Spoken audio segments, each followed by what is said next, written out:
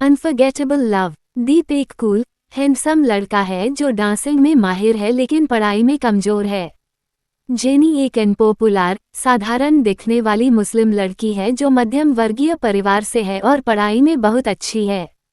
उनके बीच का अंतर होने के बावजूद जब जेनी दीप को उसकी पढ़ाई में मदद करने लगती है तो उनके बीच एक बंधन बनता है और आखिरकार दीप जेनी को प्रपोज करता है।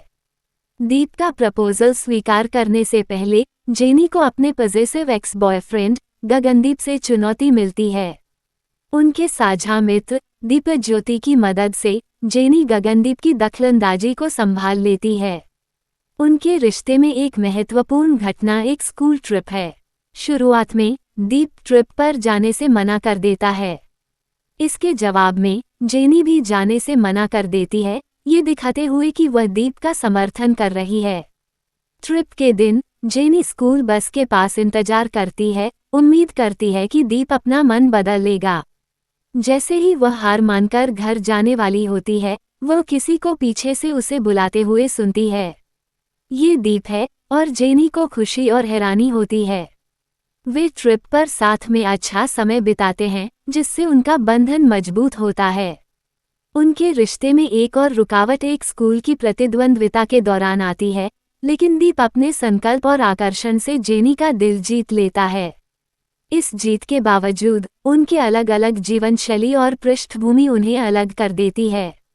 10वीं कक्षा पूरी करने के बाद जेनी एक बोर्डिंग स्कूल में चयनित हो जाती है।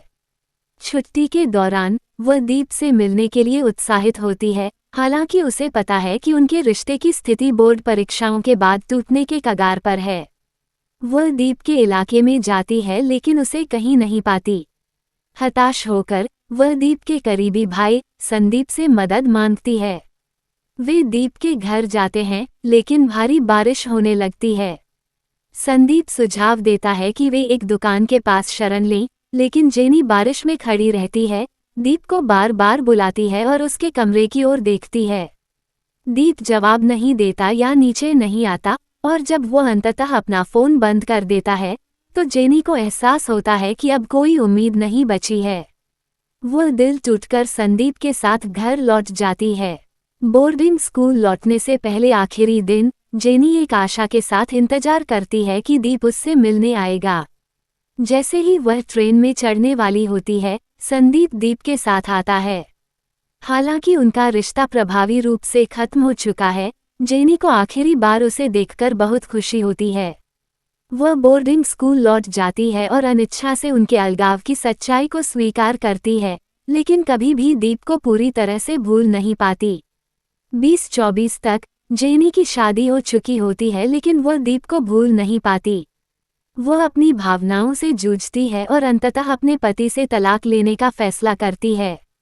तलाक के बाद जेनी एक कठिन LGBTQ रिश्ते में प्रवेश करती है, जिससे उसकी यात्रा और जटिल हो जाती है। शादी के दौरान जेनी का पति उसे कमरे में बंद कर देता है। एक बार तो पति जेनी के बच्चे को भी गिरा देता है। जेनी जिसे बच्चे से बहुत प्यार है, आज उसे कोई भी सुख नहीं मिला, जिस कारण जेनी कई बार मरने की कोशिश भी करती है। जेनी जिससे भी प्यार करती है वो सभी लोग किसी कारणवश उसे छोड़कर चले जाते हैं।